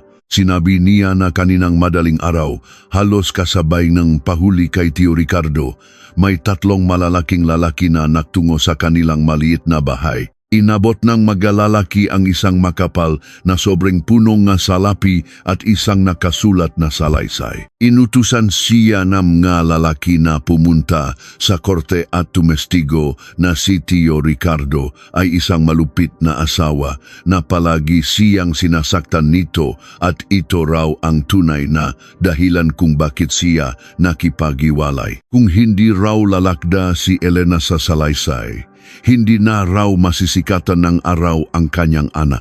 Umakyat ang matinding put sa aking ulo. Ang aking lolo, hindi pa siya nakuntento sa paggawa ng pekeng paratang ng pangingikil. Ngayon ay nais niyang patunayan sa buong mundo na isang bayolente at mapanganib na tao si Tio Ricardo upang matiyak na hindi na ito makakalabas ng piitan ng buhay. Gagamitin ng aking lolo ang lahat pati ang inosenteng anak ni Tio Ricardo upang pabagsakin ang sarili nitong dugo at laman. Napayak si Elena. Sinabi niya na noon pa man alam niyang hindi masamang tao si Ricardo. Nakipaghiwalay lamang daw siya dahil hindi na niya makayanan ang bigat na mga pasanin at mga banta mula sa aming pamilya. Ngunit hindi kailanman nakbuhat ng kamay si Tio Ricardo sa kanya. Naparito raw siya dahil hindi niya alam kung kanino lalapit at nalaman niya mula sa mga balibalita na ako lamang ang tanging kamag-anak na sumundo at kumampi kay Ricardo. Ipinangako ko kay Elena na walang mangyayaring masama sa kanila ng kanyang anak. Inilipat ko sila sa isang lihim na silid sa likod ng aming bahay, isang kwartong hindi ginagamit at nakatago sa paningin ng sinumang dadaan sa labas. Matapos masigurong ligtas sila, kinuha ko ang susi ng aking sasakyan at ang kwaderno ni Tio Ricardo. Alam ko na ngayon ang kailangan kong gawin. Upang masira ang magkakasinungalingan ng aking lolo, kailangan kong isang taong may hawak ng pinakamabigat na katotohanan. Isang taong kilalang kilala ang mademonyo sa aming pamilya dahil naging isa siya sa kanila. Kailangan kong hanapin Si Ignacio, mula sa pagiging isang tinitinggalang may-ari ng kumpanya, alam kong nagtatago na ngayon si Ignacio matapos ibalik kay Tio Ricardo ang lahat ng yaman bilang dating empleyado niya. Alam ko ang mga lihim na lugar na pinupuntahan niya kapag nais niyang tumakas sa mundo. Pinuntahan ko ang isang madilim at lumang bahay tuluyan sa dulo ng aming probinsya, isang lugar na amoy alak at usok ng sigarilyo. Hindi ako nagkamali. Sa isang sulok ng madilim na silid, nakita ko si Ignacio. Nakasuot lamang siya ng gusgusang kamiseta, walang ahit at napalilibutan ng mga basyong boteng ang alak. Ang dating iginagalang na negosyante ay tila isang basahang itinapon sa gilid ng kalsada. Nang makita niya akong papalapit, mabilis siyang umurong, pilit na kinukuha ang isang maliit na patalim sa kanyang bulsa. Nanginginig ang kanyang buong katawan. Itinaas ko ang aking mga kamay upang ipakita na wala akong dalang armas. Umupo ako sa tapat niya. Tinawag ko siyang Ginoong Ignacio. Isang mapakla at baliw na tawa ang kumawala sa kanyang malabi. Tinanong niya kung pinadala ba ako ng aking lolo upang tapusin ang kanyang buhay o kung pinadala ako ni Ricardo upang kutyain ang kanyang kinahinatnan. Sinabi ko sa kanya na dumating ako upang bigyan siya ng pagkakataong mabuhay ng walang takot.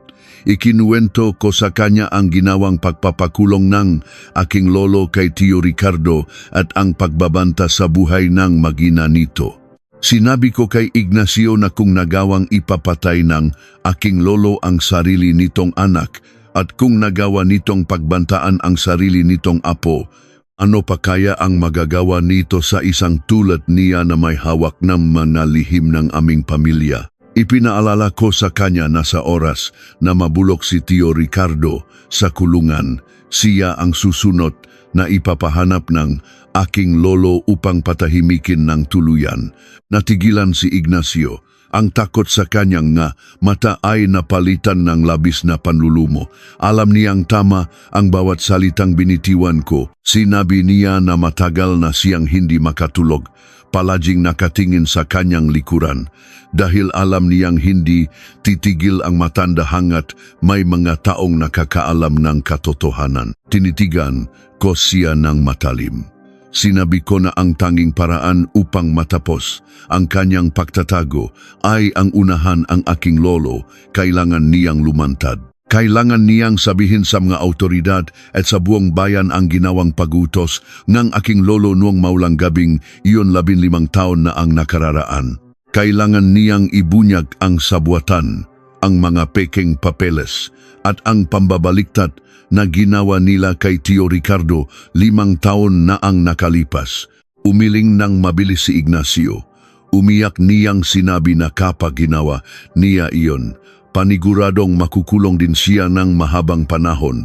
Sinabi ko sa kanya ng mariin na mas mabuti nang mabulok sa loob ng kulungan kaysa matakpuang palutang-lutang sa isang madilim na ilog, walang pangalan at walang nakakaalala. Ginamit ko ang huling natitirang konsensya niya. Ipinaalala ko sa kanya ang aking ama, ang taong mabuti at walang kasalanan na naging biktima ng kanilang kasakiman. Matapos ang isang mahaba at nakapapasong katahimikan, dahan-dahang tumango si Ignacio. Ipinatong niya ang kanyang mukha sa kanyang nanginginig na mga palad at humagulgol na parang bata. Sumuko na siya sa bigat ng kanyang kasalanan. Tumayo siya at inalalayan ko siyang maglakad patungo sa aking sasakyan. Nagtungo kami sa kanyang isang lihim na taguan kung saan niya inilabas ang isang maliit na kahong bakal. Sa loob niyon ay may mga lumang kasulatan at isang maliit na aparatong naglalaman ng nakarecord na pag-usap nila ng aking lolo bago pa man mangyari ang aksidente ng aking ama. Ang mismong boses ng aking lolo, malamig at walang awa, na naguutos na sagasaan ang aking ama ay malinaw na maririnig doon. Hawak ko na ang susi upang pabagsakin ang imperyo ng kasamaan ng aking angkan. Hawak ko na ang kalayaan ni Tio Ricardo.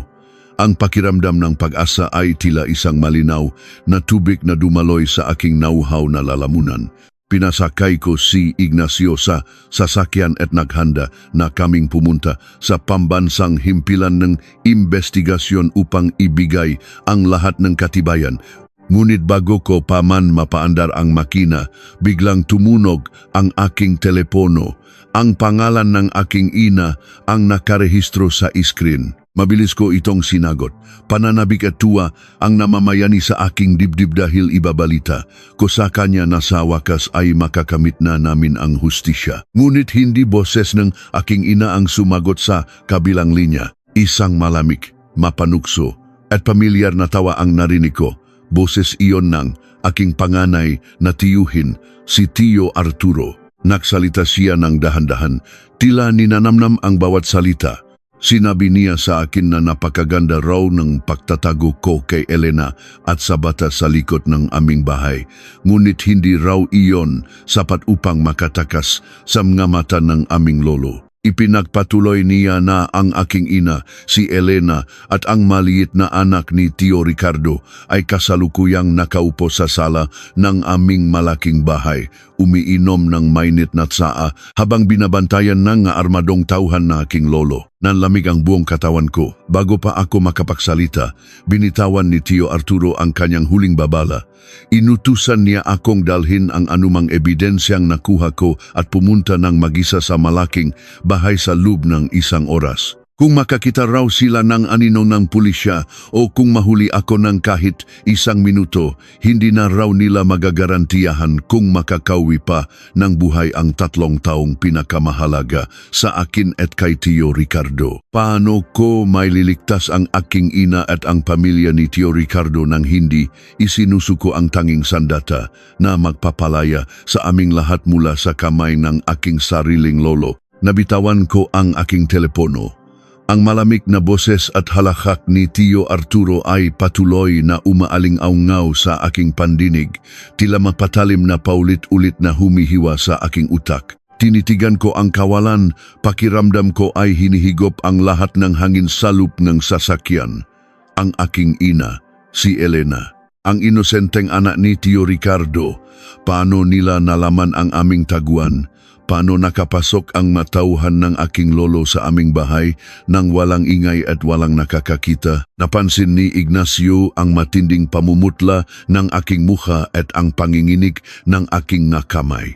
Tinanong niya kung ano ang nangyari. Nang ipaliwanag ko sa kanya na hawak ng aking lolo ang aking pamilya at binalaan akong dalhin ang ebidensya kung nais ko silang makitang buhay, nakita ko ang labis na takot na muling bumalot kay Ignacio. Sinabi niya na iyon na ang katapusan namin. Kapag dinala ko raw ang mga papeles at ang aparatong naglalaman ng boses ng aking lolo, tiyak na papatayin kaming lahat dahil wala ng titestigo at wala ng katibayan. Alam ko na tama si Ignacio.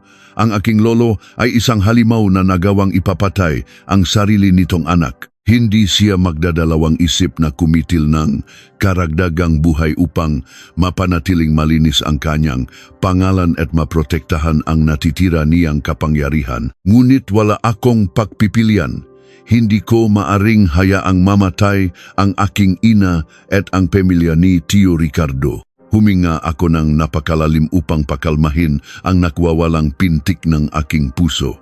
Tiningnan ko si Ignacio ng tuwid sa kanyang mata. Sinabi ko sa kanya na hindi ako pupunta roon nang walang kalaban-laban.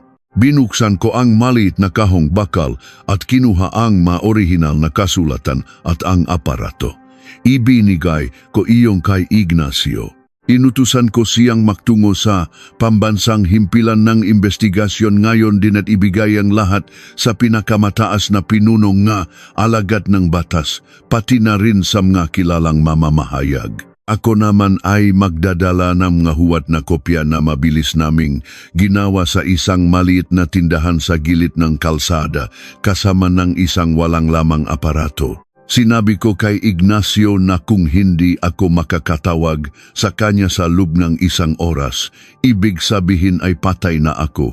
At kapag nangyari iyon, Kailangan niyang isambulat sa buong bansa ang lahat ng kasamaan ng aming angkan upang hindi mawalan ng saysay ang sakripisyo ni Tio Ricardo at ang buhay ng aking ama. Nakita ko ang pag-alinlangan at kabasamuhan ni Ignacio, ngunit sa huli ay tumango siya ng may pagpapasya. Umalis siya dala ang mga orihinal na ebidensya, habang ako ay pinatakbo ang aking sasakyan pabalik sa malaking bahay naming lolo. Bawat kilometro na tinatahak ko ay tila paglapit sa pintuan ng impyerno. Ang langit ay walang ni isang bituin at ang hangin ay nakdadala ng amoy ng ulan. Pagdating ko sa malaking bahay, nakabukas ng maluwang ang malaking tarangkahan na gawa sa asero. Walang magabantay sa labas.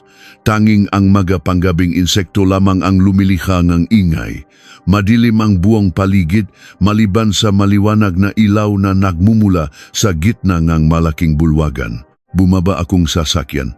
Dala ang isang lumang sobre na naglalaman ng magahuwat na ebidensya. Mabigat ang bawat hakbang ko papasok sa bahay. Pagbukas ko malaking pintuang kahoy, tumambat sa akin ang isang takpong dumirok sa aking puso at nakpakabok sa aking khalit. Sa gitnang malamig na marmol na sahig, nakaupo ang aking ina, si Elena, at ang batang lalaki. Mahigpit na nakatali ang kanilang manakamay sa kanilang likuran at may manakapasa na tela sa kanilang manabibig. Ang mamata ng aking ina ay namumula at punong luha nang makita niya ako. Umiling-iling siya ng mabilis, tila sinasabing hindi sana ako pumarito at iniligtas ko na lamang ang aking sarili. Ang bata naman ay walang tigil sa pagikbi. Ang maliliit nitong balikat ay umaangat baba sa tindi ng takot habang nakasiksik sa tagiliran ng kanyang walang laban na ina. Sa likuran nila ay nakatayo ang dalawang malalaking lalaki na may hawak na mahahabang armas. Nakatutok ang madulo nito sa ulo ng aking mga mahal sa buhay. Sa kabisera ng bulwagan, nakaupo ang aking lolo sa kanyang paboritong silya, yakap ang kanyang tungkod. Nakatayo sa kanyang makabilang gilid sina Tio Arturo at Tio Hernando. Ang ngiti sa labi ni Tio Arturo ay parang sa isang asong ulol na sa wakas ay nakorner ang kanyang biktima. Wala akong nakitang anumang bakas ng pagkaawa sa kanilang mamukha. Sila ay mga demonyong nag-anyong tao. Malamig na nagsalita ang aking lolo. Pinuri niya ang aking katapangan dahil pumunta raw ako ng mag-isa. Inutusan niya akong ilapag ang sobre sa ibabaw ng mesa at lumuhod sa harapan niya. Hindi ako gumalaw.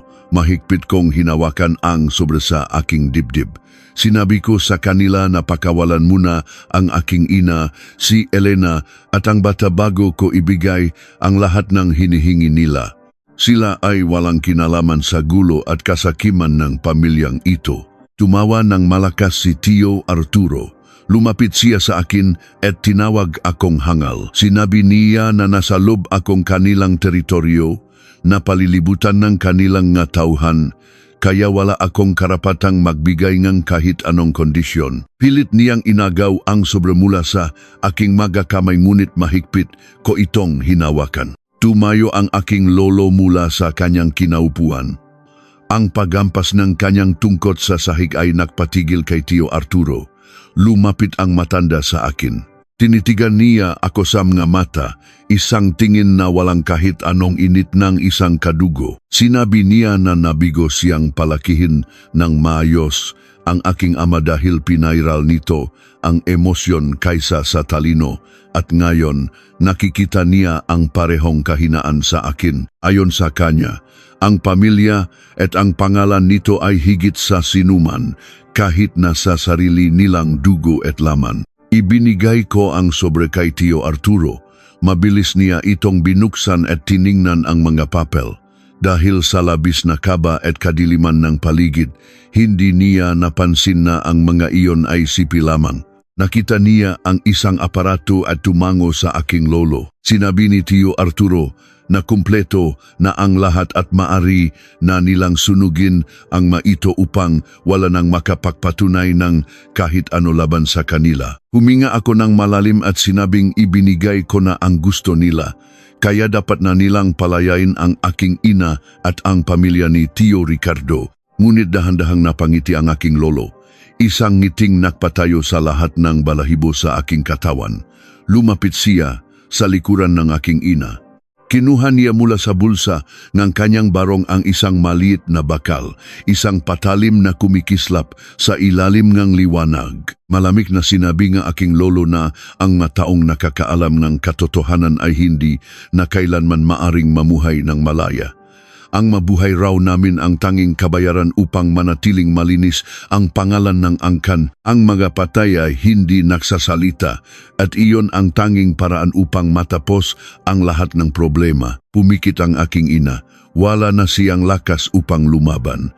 Sumigaw ako ng ubos lakas at akmang susugot upang harangin ang kamay ng aking lolo.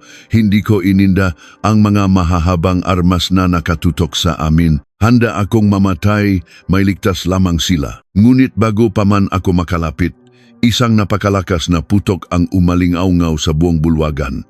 Ang tunog ay tila nakpabasag sa mga salamin ng bintana. Isang katawan ang bumaksak sa malamig na marmol na sahig at dahan-dahang kumalat ang mainit at mapulang dugo na sumingaw sa hangin. Nanlaki ang aking mga mata at tumigil ang aking pahinga. Sino ang tinamaan ng nakapangingilabot na balang iyon? Ang usok na pulbura ay mabilis na humalo sa malamig na hangin ng malaking bulwagan. Halos mabingi ako sa lakas na alinggaw-ngaw putok na iyon. Nang imulat ko ang aking mamata, nakita ko ang isa sa mga armadong tauhan ng aking lolo na nakabulagtas sa sahig, dumadaing at mahigpit na nakahawak sa kanyang duguang balikat. Nabitawan nito ang kanyang mahabang armas na lumikha ng nakakakilabot na kalampag sa makintab na marmol. Ang aking lolo ay napatigil. Ang patalim sa kanyang kamay ay nanatiling nakabitin sa hangin. Ang kanyang matandang mata ay nanlalaki sa gulat habang nakatingin sa direksyon ng malaking pintuan ng mansyon. Lumingon ako. Mula sa kadiliman ng gabi, pumasok ang dose-dose ng maalagad ng batas. Nakasuot sila ng matitibay na pananggalang sa katawan at may hawak na mga sandatang nakatutok ng tuwid sa aking lolo at sa kanyang natitirang tauhan. Sa gitna nila, naglalakat ang isang lalaking akala ko ay nakakulong na, si Tio Ricardo. Wala na siyang posas. Ang kanyang muka ay napakakalmado, ngunit ang kanyang mga mata ay nag-aapoy sa autoridad at kasiguraduhan.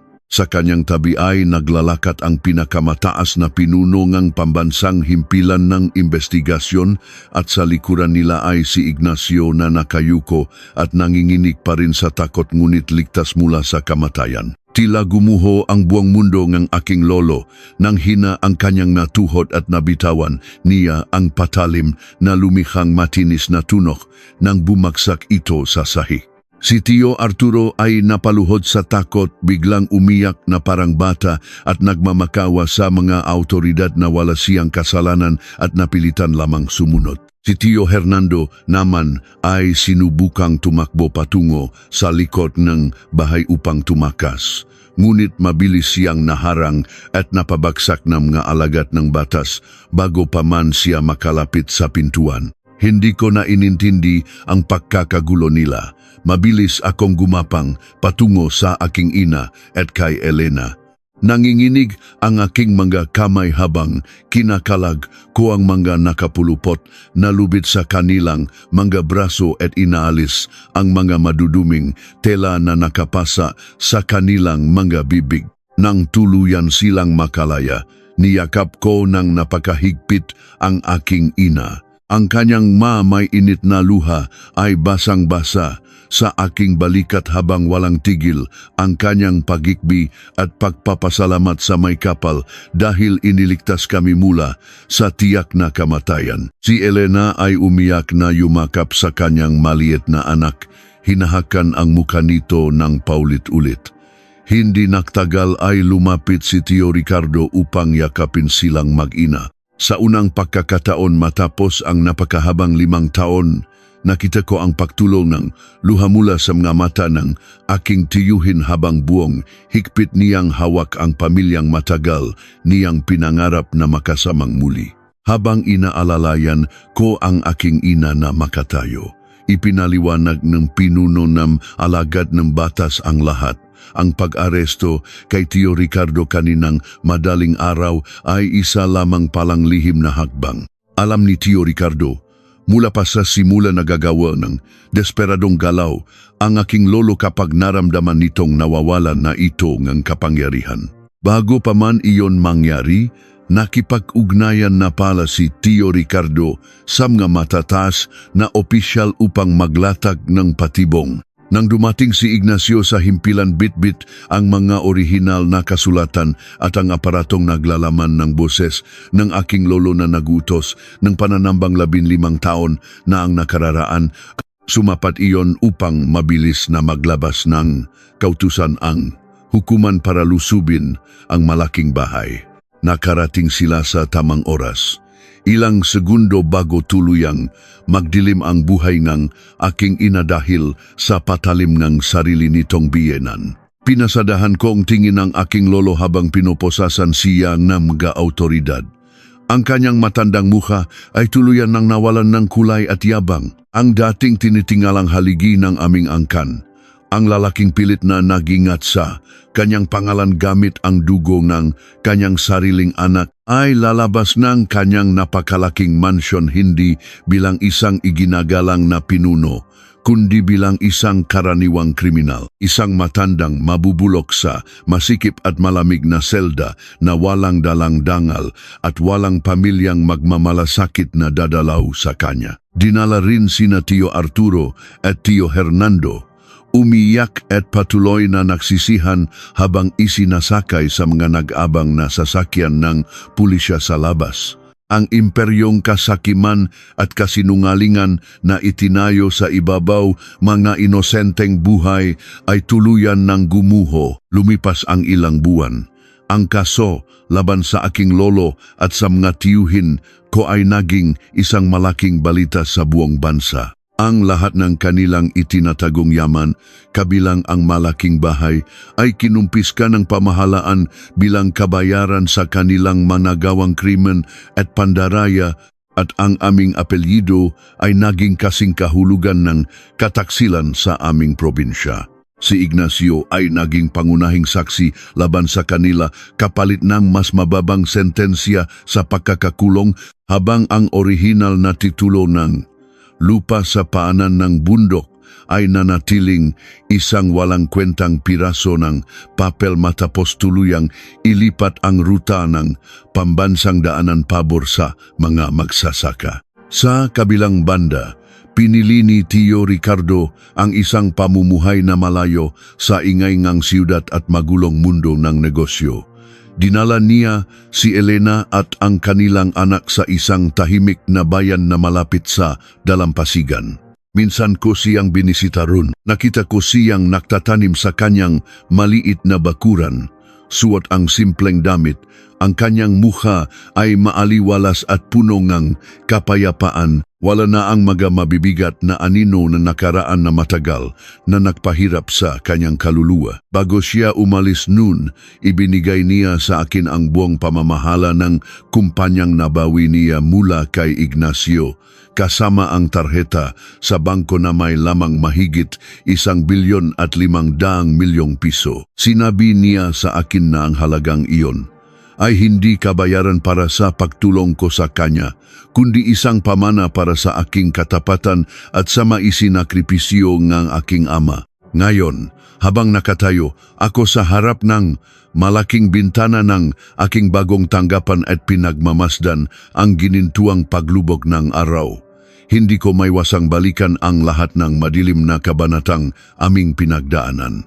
Pinili kong gamitin ang naiwang yaman upang magpatayo ng mga paralan at tulungan ang mataong nawalan ng tirahan, upang unti-unting linisin ang dugong nakadikit sa aming apelyido at mag-iwan ng magandang pamana para sa susunod na henerasyon. Nagkaroon ng katahimikan ang aking ina sa aming lalawigan at unti-unti kaming natutong ngumiti ng walang halong kaba at bigat sa dibdib. Pinatunayan sa akin ng tadhana na kung minsan ang tunay na lakas ay hindi matatakpuan sa kakayahang magiganti at pumatay, kundi sa tapang na tumigil, magpatawad at iwanan ang kasamaan upang makapagsimulang muli.